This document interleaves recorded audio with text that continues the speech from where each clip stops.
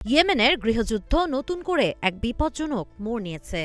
দক্ষিণাঞ্চলীয় বন্দরনগরী মুকাল্লায় সৌদি নেতৃত্বাধীন জোটের বিমান হামলার কয়েক ঘণ্টার মধ্যেই সৌদি আরব সংযুক্ত আরব আমিরাতকে কড়া বার্তা দিয়েছে। তাদের জাতীয় নিরাপত্তা একটি লাল রেখা।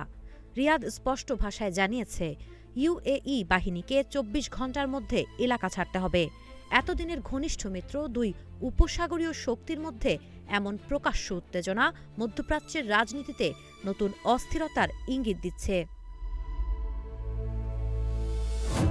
সৌদি আরবের অভিযোগ, ইউএই সমর্থিত দক্ষিণ ট্রানজিশনাল কাউন্সিল এসটিসি ইয়েমেনের আন্তর্জাতিকভাবে স্বীকৃত সরকারের বিরুদ্ধে সামরিক বিদ্রোহে লিপ্ত হয়েছে। ইয়েমেনের প্রেসিডেন্সিয়াল কাউন্সিলের প্রধান রাশাদ আল আলিমি টেলিভিশনে দেওয়া ভাষণে সরাসরি সংযুক্ত আরব আমিরাতকে অভিযুক্ত করেন। তিনি ইউএই এর সঙ্গে করা প্রতিরক্ষা চুক্তি বাতিলের ঘোষণাও দেন এবং বলেন, রাষ্ট্রের কর্তৃত্ব দুর্বল করতেই এসটিসিকে সামরিকভাবে উস্কে দেওয়া হয়েছে।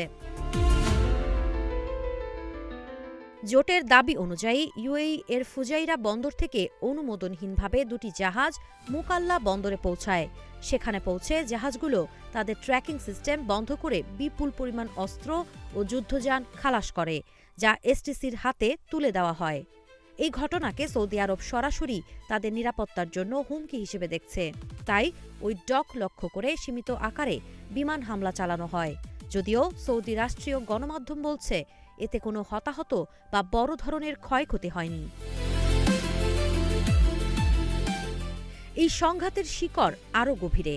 ২০১৫ সালে ইরান সমর্থিত হুথিদের বিরুদ্ধে সৌদি নেতৃত্বাধীন জোটে ইউএই সক্রিয়ভাবে অংশ নিলেও ২০১৯ সালের পর তারা সেনা প্রত্যাহার শুরু করে।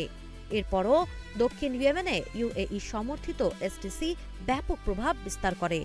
এমনকি কৌশলগতভাবে গুরুত্বপূর্ণ হাদরামাউত প্রদেশের বড় অংশ নিয়ন্ত্রণে আনে। সৌদি আরব বারবার এসটিসিকে সামরিক পদক্ষেপ থেকে বিরত থাকতে বললেও তারা সেই আহ্বান প্রত্যাখ্যান করেছে।